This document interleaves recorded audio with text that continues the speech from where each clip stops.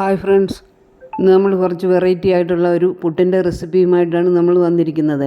ഇതെങ്ങനെയാണെന്ന് നമുക്കൊന്ന് നോക്കാം. അതിനായി നമ്മളിവിടെ എടുത്തിരിക്കുന്നത് കപ്പയാണ്. നമ്മുടെ പച്ചക്കപ്പ നമ്മൾ പൊളിച്ചതിന്ന് ഗ്രേറ്റ് ചെയ്തെടുക്കണം. അതിലേക്ക് നമുക്ക് അരിപ്പൊടിയാണ് ചേർക്കാനുള്ളത്.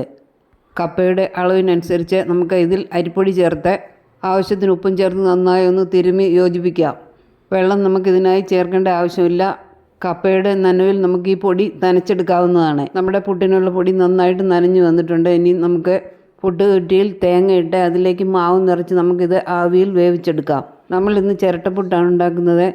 പുട്ടിൻ്റെ പാത്രത്തിൽ ചില്ലിട്ട് അതിലേക്ക് തേങ്ങ വെച്ച് അതിൻ്റെ മുകളിൽ മാവ് നിറച്ച് നമുക്കിത് ആവിയിൽ വേവിച്ചെടുക്കാം. നമ്മുടെ വെറൈറ്റി സ്വാദോടുകൂടിയുള്ള അടിപൊളി പുട്ട് ഇവിടെ റെഡി ആയിട്ടുണ്ട്. ഇതിൻ്റെ കൂടെ നമുക്ക് ഇറച്ചിക്കറിയോ കടൽക്കറിയോ ഒക്കെ ചേർത്ത് കഴിക്കാവുന്നതാണ്. ഇങ്ങനെ ഉണ്ടാക്കാത്തവരൊക്കെ ഒന്ന് ഉണ്ടാക്കി നോക്കണം. സാധാരണ നമ്മൾ അരിപ്പൊടി ചേർത്തുണ്ടാക്കുന്ന പുട്ടിനേക്കാൾ നല്ല സ്വാദും സോഫ്റ്റുമാണ് ഇങ്ങനെ കപ്പ ചേർത്തുണ്ടാക്കുന്ന ഈ പുട്ടിന്. പിന്നെ നമ്മുടെ ഈ വീഡിയോ കാണുന്നതിൽ ആരെങ്കിലും സബ്സ്ക്രൈബ് ചെയ്യാത്തവരുണ്ടെങ്കിൽ സബ്സ്ക്രൈബ് ചെയ്യണേ. ലൈക്കും ഷെയറും ചെയ്ത് സപ്പോർട്ട് ചെയ്യണം കേട്ടോ.